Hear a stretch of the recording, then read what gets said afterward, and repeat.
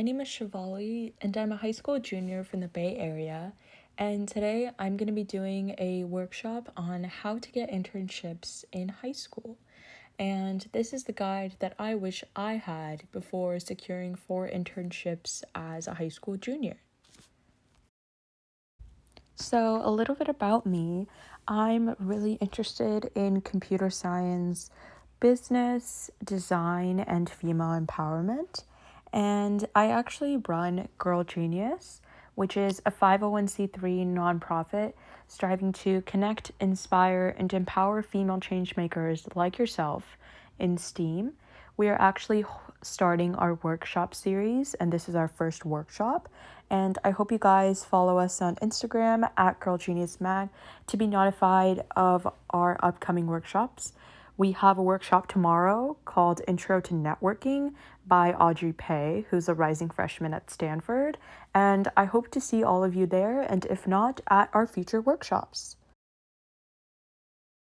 So, what makes me qualified to even give this workshop at all? Well, I've gotten 4 internship opportunities in high school.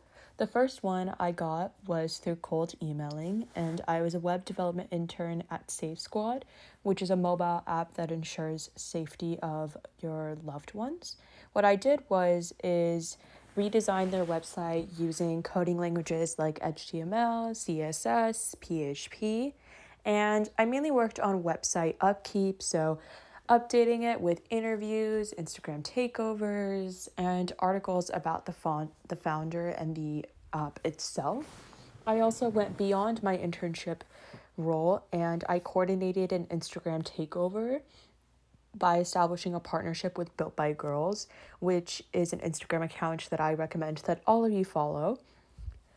I'm also currently a research intern at the University of Arizona. This is a 2-week internship, and I applied through a program. This was a completely free internship. By the way, every single one of my internships, I have never spent any money on them. I've gotten them through my own merit and ability. So that is something to keep in mind. But at ASU, I basically worked with Redox Engine, which is a company that connects healthcare facilities with the technologies they need, like when you go to the doctor and you can video chat with them from home and they can check up on you. So what I did was I conducted research with one other undergraduate student on how COVID-19 was impacting their business and coming up with a strategy on how to overcome this. And I directly worked with the CEO. I had a meeting with him every day, and overall, it was a really great experience. And like this internship, all of my other internships were remote. My next internship got postponed because of COVID. I was supposed to be interning there this summer, but I am not. And I was supposed to be a machine learning research intern. But nonetheless, I got this internship by cold emailing, and I was supposed to analyze data on the effects of middle school students being introduced to computer science early and help with the data collection and just overall summarizing the results. I'm currently a rising intern at Gow Admissions, and my job there is to secure partnerships with schools and clients by sending emails and trying to establish partnerships with other college admissions companies, and also working on making sure that their social media pages are updated and hopefully getting a more greater following online. I also got accepted to a high school internship at Cisco, but I chose to not proceed with that internship because it was more of a shadow a engineer for 2 weeks thing where I didn't really get to apply any of my skills.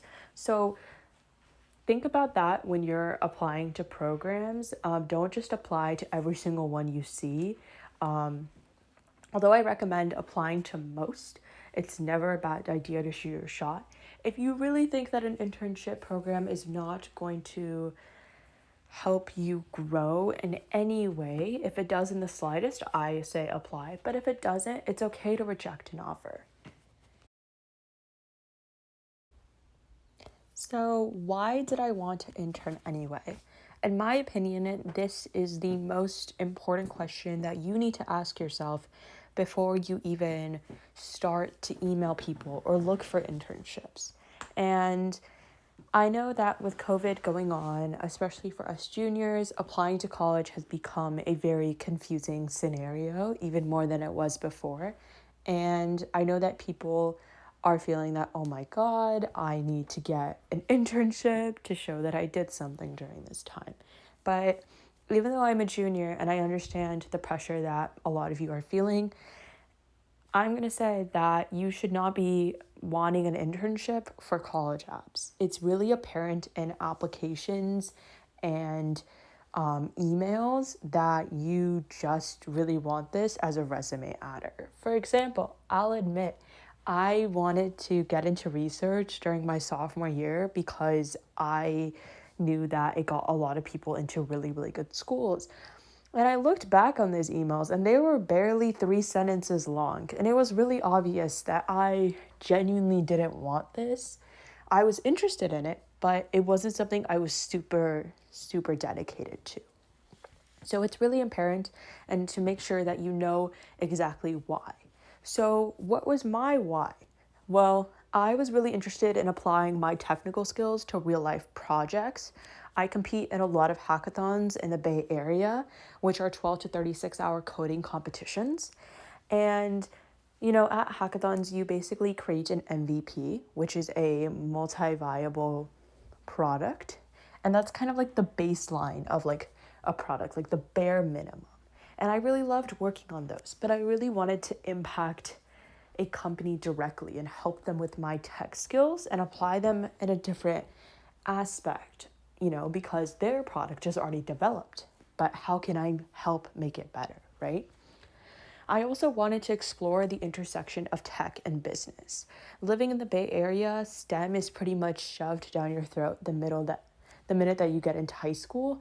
However, I really learned that I really like the aspects of business that are related to marketing and social media and partnerships. So I really wanted to get an internship that explored that. And I think my ASU internship, as well as my business development internship, really allowed me to see and apply my skills of growing as someone who wants to become like a product developer. So, how do you get an internship? The most important step to take is, like I said, figuring out your why. And here's how I recommend that you will go about this. First off, why do you want to intern? Make a list of reasons why you want to intern because this will help you narrow down your companies. For example, some people want to intern in order to learn whether a new field that they're kind of interested in but don't have a lot of experience in is something that they could be good at. An example of this is when I secured my machine learning internship that got postponed. I had taken, I would say, 1 to 2 machine learning classes beforehand, but I had never really delved into it to build things like neural networks and actually like impact anything beyond organizing data on a spreadsheet. And I really wanted to see what I was capable of and whether machine learning was something for me. And that's why I ultimately applied to, I cold emailed a lot of nonprofits and research labs asking if I could be a machine learning intern. The next thing you should do is, what do you want to do? This is super important, especially if you're going to the cold email route. When you generally cold email, they create a position that's personalized to you. So if you don't know what you want to do, they're not going to know what they want you to do. And I would say that this is not very applicable to the applications, but it can help you narrow down your applications. Do you want to learn a new skill? Do you want to do research? Do you want to get better at UI UX? Do you want to code a website? Do you want to make a mobile app? Like anything you want to do, just write it down on a Google Doc. It can be something that's completely out of the ordinary and something you've never done before, and that's okay. It's really going to help you with your search. And most importantly, what do you want to learn?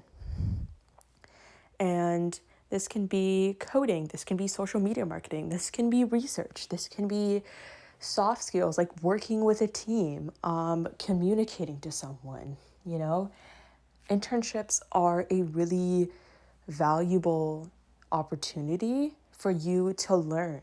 And I think that when you know what you exactly want to learn, this can really help you express that in your cold emails. So, after you figure out your why, it's time to work on resumes. My biggest tip is to get on LinkedIn. I used to think that LinkedIn was just something that college students and adults could use, and never high school students. But that is not true. There's actually a really good handful of high school students on LinkedIn, and I really recommend connecting with high school students and undergraduates who are maybe going to colleges that you're applying to and are interested in, or people who are, you know, working at jobs that you are also interested in, even though you're just a high school student. It's a really great way to build your network. And generally on LinkedIn, if you've never been on it before, people post about internship opportunities and life lessons they've learned and free networking opportunities and things like that can be pretty resourceful for high school students. So I recommend getting a LinkedIn. It's completely free. And I also recommend, creating your resume first on there, because it's really easy to do so. You don't need to know any design skills at all, and you can just add your experiences. It'll also allow you to connect with high school students and see, what internships they're doing, what activities they're involved in. I've met a lot of really great people on LinkedIn that are really awesome and are going down the paths that I want to, and I can kind of see, what did they do to get to this path. The next thing that you're going to do is actually create your resume. I recommend creating it on LinkedIn and then using Sieve.io, which is a Chrome extension that'll take everything that's on your LinkedIn and turn it into a beautiful resume. You guys will see my resume later, but that is what I use to create my resume. And it's so easy because it does all of the hard work for you, and it's completely free. But you can also use Canva. If you have a GitHub account, by the way, you can get Canva Pro, which I recommend taking advantage of since their resume templates are really nice. Or you could use a Google Doc to just kind of create like a baseline resume. In your resume, you want to include your education, so your high school. Only include your GPA if it helps you. And so this should be like relevant coursework. Your work experiences, if you ever gotten paid for anything, even if it's working as a lifeguard or at a boba shop, like it's still applicable and shows a lot about your soft skills and that you can work somewhere. It doesn't always have to be related with your major. Your experiences. So this is going to be like extracurriculars for all of you, right? Like I was president of Girls Who Code. I am a sponsorship director at a hackathon. I organize TEDx conferences in my area, things like that. Those are probably going to be your experiences since most high school students aren't really working. And then you want to put things like skills, so coding languages and softwares, and relevant coursework that you're taking at your school. For example, if you're going into computer science, probably highlighting the advanced math, science, and engineering courses that you've taken. That'll show, hey, I have some knowledge, I'm good at these skills, right? And also, here are my biggest tips. I'm going to be going them a little bit more in depth, but as an overview, quantify all of your impacts. So I'm a debater, and in debate, we have this thing called crossfire, which we use to basically attack the opponent's side case. And in their case, they have a thing called an impact. So that's if you say yes to this debater, this thing will happen. And something that my partner and I love to do is we like to call out people for not being able to quantify their impact. And we would assume that it's one. And I recommend doing that too. That if you write something like, started a club to teach girls coding, I'm going to automatically assume that there is one girl in that club. But there's probably not, right? You could say something like, started Milpitas's first all girls coding club with 30 plus girls and 4 officers. That shows hey, there's actually 30 people here, and how many people want to be a part of your club. I also use this for Girl Genius, where I could say that, oh, we're a 501c3, but I need to talk about what exactly I accomplished. We have 3,000 reads. We've had 150 contributors. We've made 240 pages. We've had 3 issues. It just saying those things allows you to see the impact that, my organization has made, and you should try to replicate that. You should also show your soft and hard skills. And by this, I mean, the hard skills are kind of like the technical skills, so coding languages, softwares, but the soft skills are things like being able to manage a team, being able to communicate with someone, being able to speak publicly, you know? These are all really, really important skills that are actually necessary for the real world that you should be highlighting. And making sure that each time you send your resume, try to personalize it to the application that you're going for. So this is my resume, and I'm going to be breaking it down for you guys. So on every single resume, I recommend having all of these things.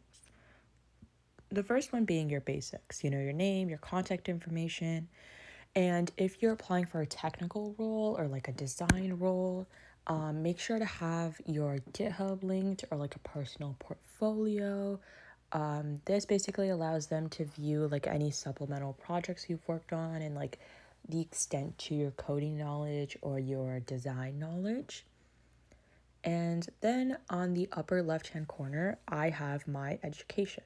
So like I said, this is like coursework, and I recommend tailoring this to every single position you apply. So for example, if I was gonna apply to an engineering position, I would probably put my engineering community college classes I've taken before some of my AP classes. My taking AP World History doesn't really reveal a lot about my engineering skills. So I can still put that there, but I will probably put it more at the end of the list since it's not as relevant. And I also put some miscellaneous societies and programs that I'm a part of at school that I have leadership positions in that are still important to me, but don't really reveal as much as my, experiences do. And to talk about GPAs and SAT scores, you can put them on there, but don't put them if it's going to hurt you. I've never put my GPA or SAT score on my resume. I know that you have to do that for college, but if you are someone like me who isn't necessarily have really, really good stats, it can hurt you sometimes, and it can also be the indicator that, oh, you're not someone who's good at academics. And that can be kind of a turnoff. So leave it off. It will never hurt you to leave it off. Then you have the big chunk of your resume, which is your experiences. So like I said, show your impact. Make sure you're quantifying everything and showing exactly what you accomplished. This is super important. Your team can accomplish a lot, but they want to know about you. What did you do specifically? For example, at Girl Genius, one thing that I did was I started empowerment weeks, and I basically worked with a few members on this team in organizing 21 takeovers for 21 days on our Instagram platform. That is something that I did that a majority of my team didn't contribute to. So that's kind of like a passion project. I also recommend listing relevant awards and making sure that they can see that, oh, yeah, this person won a national award and things like that. But if you don't have many awards, it's okay. It's honestly not a make or break deal. Make sure that your experience section is filled with things like extracurriculars, relevant summer programs, and volunteering experience. And make sure that, like I said, it expresses both your hard and soft skills and your impact. So now that you've created your resume, now it's time to organize. I recommend using OneNote to organize all of your internships. OneNote is really, really useful, but if you want, you can also use Google Drive. So create a spreadsheet like this, and I would say that the most important columns in this area are the position, the skills needed, your company such research professor notes, and why you want this. So let's break this down. The position. Write everything that you know, whether this is an application or whether this is a cold email. Write about what either the position encompasses, the key skills, what they're looking for. Ideally, you want to show them that you are their ideal candidate and even better. And this goes into using keywords that are in their resume, but as well as adjusting your resume to highlight these words and also your application. You can notice that, hey, they like students who are innovative. That's something that I had when I was writing my ASU application. That ASU's mission statement is to have as much social impact as possible. And I tied that into how the lab that I was working on was really, really stemmed in innovation. And also, company/research professor notes. This is so important. You need to show that you took your time out of your day to learn about this company and truly know this company, and especially for research professors, go on their LinkedIn, go on their profile pages, research and read some of their papers. This is where you should be writing notes about what made you stand out, what is interesting to you. This is your brainstorm area basically. And most importantly, why do you want this? This goes back to step 1. You should have a easy answer to this of why do you want this internship? And this ties into, what piqued your interest in terms of the professor or company's projects or their mission statement. And I really recommend being detailed when filling out this spreadsheet because I'm going to be talking about cold emails and filling this out will make writing those a lot easier. So, how do you find internships? Well, Girl Genius actually has a mailing list where we release STEM opportunities and we do feature internships occasionally. For example, last week we actually featured a remote research internship and you guys can sign up for free at tinyurl.com/ggmailing. But in addition to our mailing list, I recommend looking at college websites and looking at high school programs. Some offer internships, but some don't. But it's also a really great way to find summer programs that you can get involved in. There's also a program called Built by Girls Wave, which is a mentorship program that connects you with a female in the tech industry, and you work together basically for a month or two on a project. And I've spoken to my Wave advisor about my internships in dealing with imposter syndrome and adjusting my resume, and it's a really rewarding experience.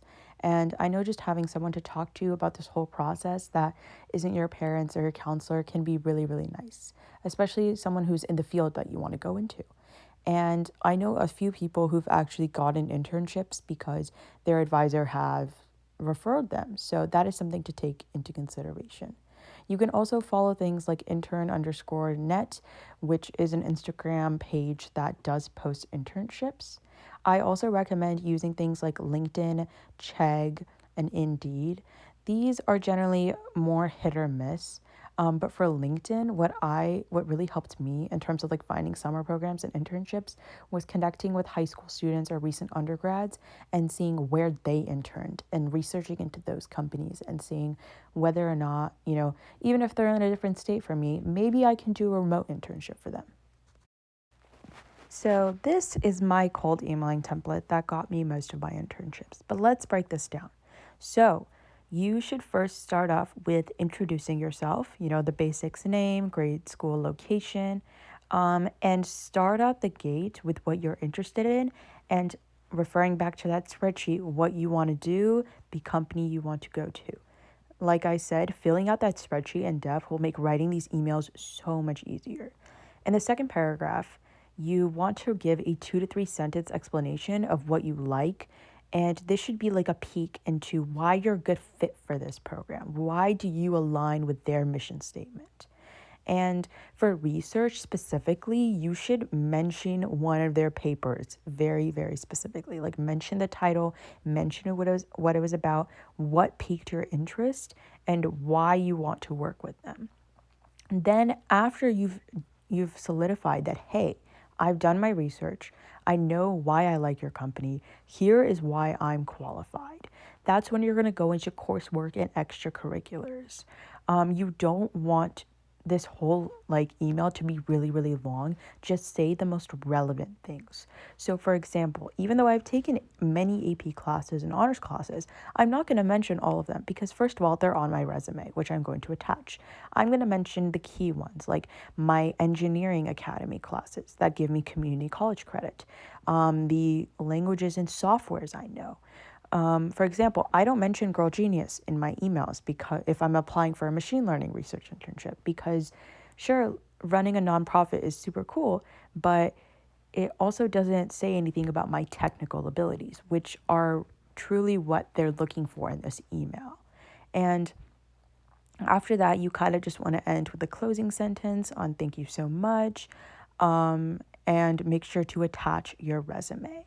So I would say the biggest takeaway from this is make them think that you're an ideal candidate. Do your research, spend time writing these emails, but these should not be essays. And also, a lot of professors and companies get emails like this every day. Don't be super pushy about getting the internship. What you should be doing is showing your willingness. For example, for my SRI internship that got postponed, I actually answered one coding question wrong during my interview. And as soon as I got it wrong, I was like, whoop, I'm not getting this internship. But I got it, and I was completely shocked because in the email that they responded to me, they were like, your willingness to learn is the reason why you're getting this internship.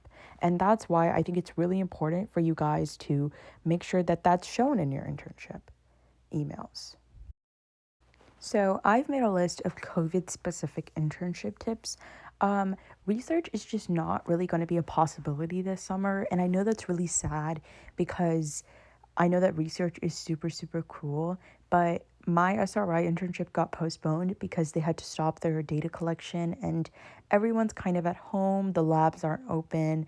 And something that I had a lot of people tell me was that you don't really learn a lot from remote research internships, especially if they're tech or science based and not necessarily market research like my ASU one. So it's not obviously ideal, but it's okay. Instead, what I would do is email startups in your area. Everyone is struggling financially during this time, especially small businesses. If you send them an email saying, hey, I will design your website for free, or hey, I will do this for free, they probably have a higher chance of accepting help right now because honestly, free help is great. And also, to preface, I know that this time may be really not amazing for everyone. But rejection is normal when it comes to these internships. Companies may not be able to take interns because they're busy, even though, COVID is happening. And just let you know that if someone doesn't respond to that cold email you spent 30 minutes on, if you get rejected, if you don't get the position, if your interview doesn't go well, it's okay. Everything is a learning experience. And you are putting yourself out there and know that you are capable of this. I sent 100 emails to research professors before I got one yes, and that's all it takes. And, my SRI internship got postponed, but they agreed to make me work full time next summer instead of part time to be like to make up for the fact. And it's because I conveyed so much willingness and just, that one yes out of those 99 no's or just no responses. So getting rejected is completely normal. And honestly, you're in high school, it's okay. And you're not going to die because of it. And it's really a learning process for you guys to just reflect on. So, all of the internships that I've done are remote, and here are a few of my tips. The first one being ask questions and bring your ideas to the table. For my ASU internship, that actually started during my AP testing last week. And to say the least, yes, I was obviously struggling to meet deadlines because meetings were being held the minute my AP testing ended. So I conveyed this to my CEO and I was like, hey, I have an AP test tomorrow. However, I'm just going to let you know, I'm going to do as much as I can before this meeting. And I think it's really important to have that mentality that if you ever ask for an extension, still show the work that you've done before that extension. It shows them that, hey, this is the amount of work that I've been able to do in this time. I'm asking for an extension to give you more work. It's a lot better than being like, I didn't do any work at all. And that even goes to ask for extensions if needed. A lot of startups and companies and mentors are really, really understanding and understand that, especially during this time, like anything can happen. And it's really important to make sure that you let them know when you're available, what you're capable of handling, and be open and honest about it with them. You're a high school intern. They are not expecting you to work from 9 to 5 every day, right? And lastly, asking how you can improve or what your supervisor wanted to see more out of this project. This is really, really important for remote internships because, you don't get to have lunch with your supervisor every day. You don't get to see them every day. You really communicate through Zoom and email and like Slack. And it's really important to sometimes, get on a call or just send them an email or Slack and being like, hey, I really spent a lot of time on the XYZ assignment. Can you give me some feedback on what I can improve on so I can do even better next time? First of all, they're going to like to hear that. And it also gives you another learning opportunity to reflect on how this internship has been going for you and to learn from that. So, here are my main takeaways from this whole presentation and everything you should basically just remember. And first and foremost, and most importantly, believing in yourself and knowing that you are capable of great things. I know that rejection is hard, but it does take a lot of time and effort and networking for someone to recognize you. At the end of the day, like, yes, we're all in high school, we don't have degrees. We are just kind of exploring everything that we're learning about, and that's perfectly okay. And you are going to have some people that don't believe in you and some people who do. And when you find those people, it will take time, but it'll be really worth it. And it's really important to not feel imposter syndrome. I know that going on things like LinkedIn can make you feel not so awesome about yourself, seeing kids with internships at Stanford and MIT and Google and Facebook, just in high school. Just know that everyone has access to different opportunities, but that should not prevent you from ever trying to make your own. In addition, you should always personalize your applications and emails to each company and job role. And if you really, really want to, even personalize your resumes to that. So maybe if you're applying to a business role instead of a tech role, reordering your experiences to highlight the business roles first and your coursework and things like that will probably help and automatically, allow them to scan and be like, yep, this person loves business. Quantifying your impact on resumes. Remember that automatically anyone is going to think that your impact is one. Make them see what you really did. Even if you increased app downloads by 5% or 1%, it shows that you did something. You can say you increased app downloads dramatically. And you're like, okay, cool. Now, what does that mean? Paint the narrative for them and show them that, hey, I did this. In addition, you should also do this if you're fundraising or you volunteered. For example, like spent 450 hours doing this. That really shows how much time you spent. I would also recommend emailing startups and smaller research facilities, and not necessarily like Facebook, Google, Microsoft, Uber, or just like schools like Stanford, NYU, USC for internships, because those companies get emails every single day, whether it's from high school students or college students.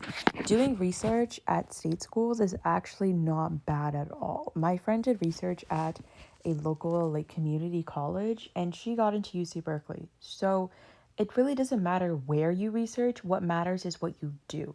That's way more important than you researching. Also, like a really big important thing for me is please do not pay for your internships. You do not need to drop $6,000 to get a research position. Every single internship opportunity I've done has been completely free on my end. In fact, for SRI, I was going to get paid. So it's completely possible, and don't feel like you have to spend money to get an internship because word of advice, when you leave high school, your parents are not going to be able to buy you an internship. So it's better to use this time to learn how to pitch yourself, so that way in college you will already have overcome some of those obstacles in comparison to everyone else. And most importantly, put effort into this job. I know that sounds really obvious, but remote internships can be, kind of like online courses where we're just like, okay, they're happening, but I don't really want to spend that much time on it.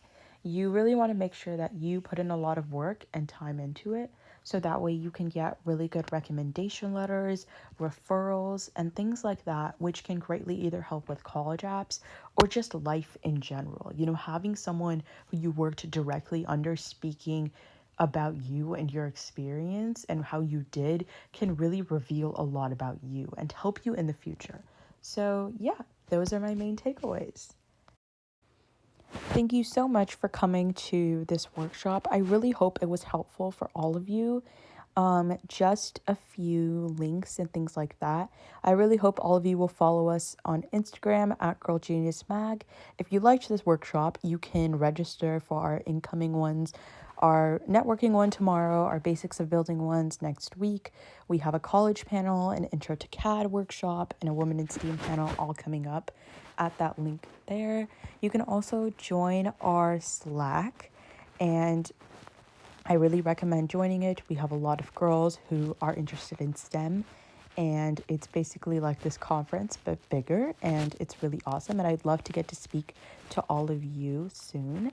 And I have my email on there, so if you want to email me any specific questions about my resume, about my internship experiences, or any questions that you had that I wasn't able to answer, like, email me. I'll respond to you within 24 hours. And yeah, I really hope you guys liked this workshop. And if you have any feedback, also feel free to email me. Any constructive criticism is really important. And I hope that you guys have a really good rest of your day at this conference. Thank you so much.